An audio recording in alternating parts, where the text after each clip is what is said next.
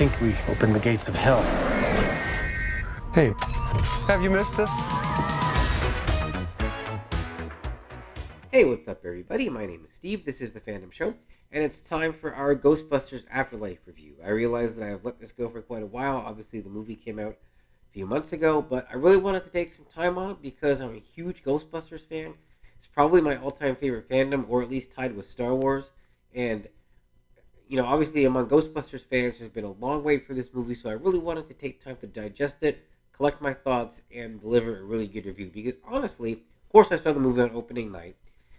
I wasn't, at first, I was a little bit disappointed when I walked out of the theater. But the more I've thought about this, the more I realized that it's probably because it didn't give me everything that I wanted. Now, it did give me a whole lot that I wanted, but it didn't give me everything that I wanted. And I think in walking out of it, I was a little more frustrated at what I didn't see than what I did. But in the time since, I went to see it again at the theater.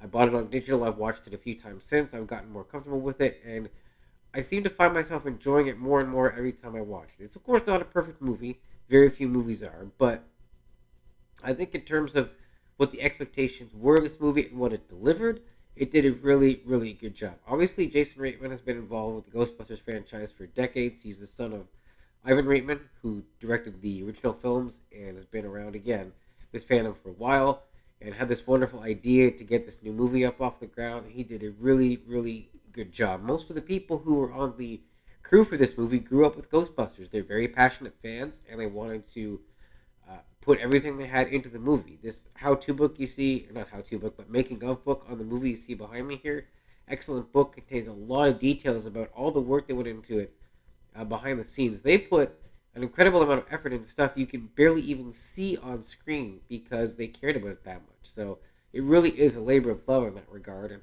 on the whole, it was a very good movie. It was obviously a movie meant for Ghostbusters fans. If you were a fan of Ghostbusters, you're going to love this movie. If you like Ghostbusters, you're probably going to like this movie.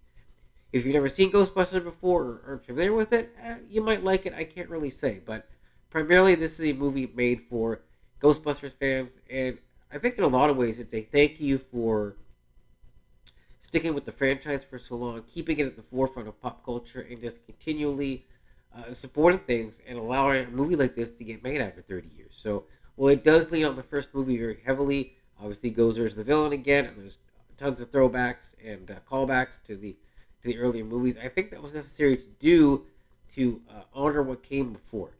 I'm hopeful that there will be a sequel that will move the story forward and kind of modernize the Ghostbusters while keeping the heart of the franchise intact. We'll see.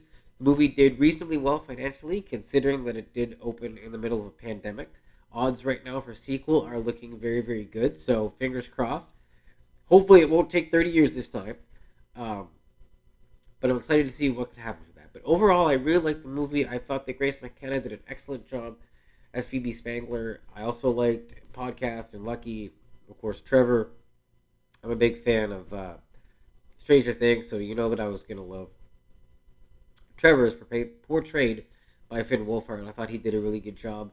And Paul Rudd was fantastic. I love the fact that the Paul Rudd character is basically a stand-in for us Ghostbusters fans, and he was just like totally fangirling at all the traps and cool stuff that was being shown to him, so that was quite awesome. But overall, I was very happy with the movie. There was only two things that I really wanted to see in it that I didn't. One was an appearance of Lewis as played by Rick Moranis, and the other was a scene that showed Ray getting the band back together before the guy showed up at the end of the movie. I really wish that could have been in there. It didn't have to be a big extended thing, just maybe a scene or two showing him meeting up with Winston and Peter and agreeing to head out to Oklahoma and help out. But what we got was really, really good. Seeing the OGs together again was absolutely fantastic and a very touching tribute to Harold Ramis at the end of the film. If you haven't seen it, I'm not going to spoil it for you, but it's obviously out there, and they did absolutely a fabulous, fabulous job. So, as a Ghostbusters fan, I give this movie a 9 out of 10. Very, very well done. Excellent third installment to the franchise, and I'll be very excited to see where things move forward from here.